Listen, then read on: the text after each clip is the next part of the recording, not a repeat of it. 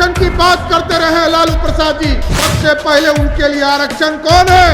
अपनी पत्नी राबड़ी देवी को आरक्षण देते हैं। फिर कहते हैं कि मेरे लिए दूसरा आरक्षण कौन है? मेरा बेटा तेजस्वी यादव है। जनता दल यूनाइटेड, हमको लगता है इनके बगल में आके कार्यक्रम कर रहे, इसी के लिए बरसा हो रहा। अशुभ हो गया है हम लोगों के लिए। 2025 में नीतीश कुमार जो बार बार पलटी मारते हैं, उस पलटासन को ही खत्म कर देना है। आगामी लोकसभा से पहले जो तमाम दल है अपने अपने राजनीतिक रोटी सेकने में यूं तो लग गए हैं। आपको बताते चले, एक तरफ जहां नीतीश कुमार ने बिहार में जाति गणना करा करके पूरे देश में एक संदेश देने का कोशिश किया कि हम तमाम जो जाति के लोग हैं उनको जोड़ रहे हैं साथ, वहीं भीम संसद उसके बाद से बोला।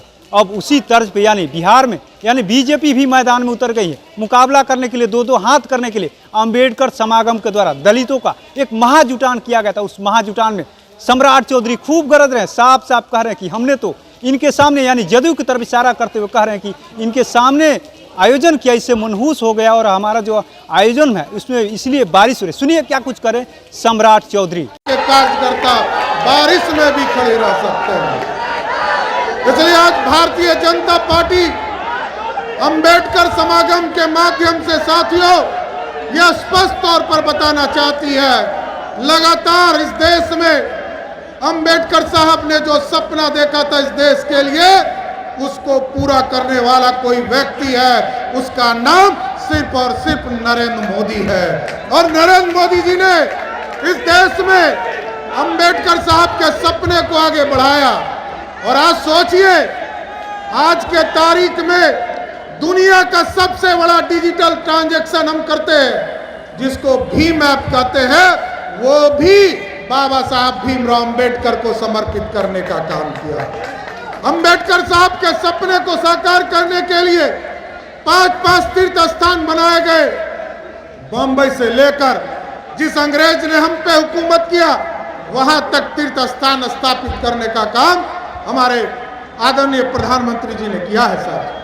लेकिन स्पष्ट है, आज जिस तरह लाखों की संख्या में पटना में आप लोग जुटे साथियों, ये बड़ा स्पष्ट दिखलाता है अंबेडकरवादी कोई है तो वो भारतीय जनता पार्टी है।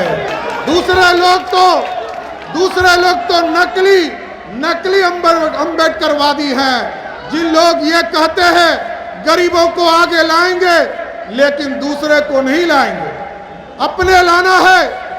आरक्षण की बात करते रहे लालू प्रसाद जी, सबसे पहले उनके लिए आरक्षण कौन है? अपनी पत्नी राबड़ी देवी को आरक्षण देते हैं। फिर कहते हैं कि मेरे लिए दूसरा आरक्षण कौन है? मेरा बेटा तेजस्वी यादव है। फिर कहते हैं तेज प्रताप यादव है। और फिर कहते हैं जब हमारे सांसद उनको उनकी बेटी को चुनाव हरा देते हैं, तब आरक्षण देकर उनको राज्यसभा भेज देते हैं। यही अंबेडकरवादी है क्या? अंबेडकरवादी है ये भारतीय जनता पार्टी है साथियों। कभी नंद किशोर जी अध्यक्ष हुआ करते थे, कभी मंगल पांडे जी हुआ करते थे, और आज सम्राट चौधरी अध्यक्ष है। कल किसी को पता नहीं कि कल कौन पार्टी का अध्यक्ष होगा।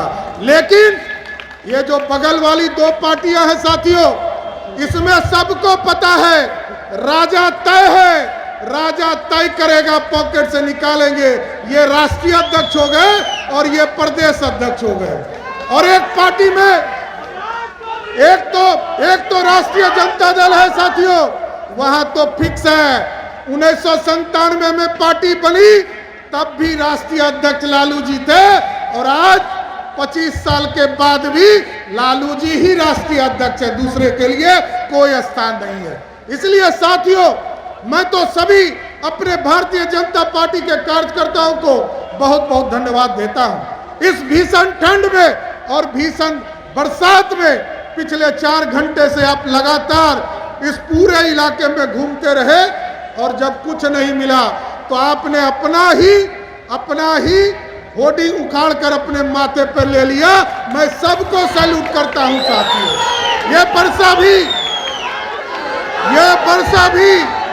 ये बारिश भी आपको नहीं रोक पाएगी।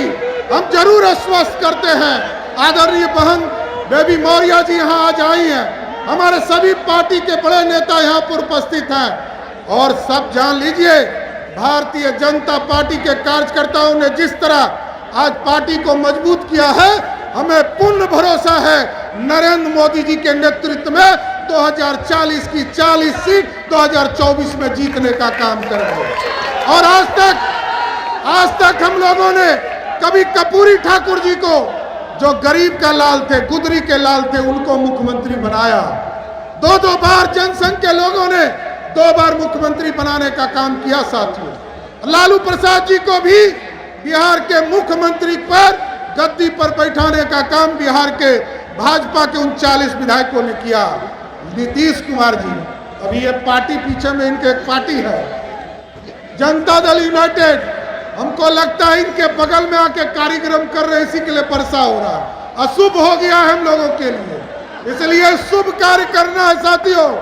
और 2025 में नीतीश कुमार जो बार बार पलटी मारते हैं, उस पलटासन को ही खत्म कर देना है और बिहार में भाजपा की सरकार बनाना है साथियों। तो आपने सुना किस तरीके से सम्राट चौधरी खूब गरज रहे, साफ साफ कह रहे हैं कि 2025 में भी आप लोग बीजेपी की सरकार बनाइए, 2024 में तो आप लोग 40 को 40 सीट जिताइए। साथ ही उन्होंने कह दिया, साफ साफ कह रहे हैं कि जिस तरीके से ये लोग दलितों के नाम पर राजनीति करते हैं, दलितों का असली जो नेता है वो नरेंद्र मोदी है। वहीं उन्होंने ये भी कहा है कि जिस तरीके से इनके बगल में हमने कार्यक्रम का आयोजन किया, इसलिए अशुभ हो गए, आप लोग शुभ करने के लिए इस पलटासन को दूर करिए और 25 में यानी बीजेपी की सरकार बनाइए।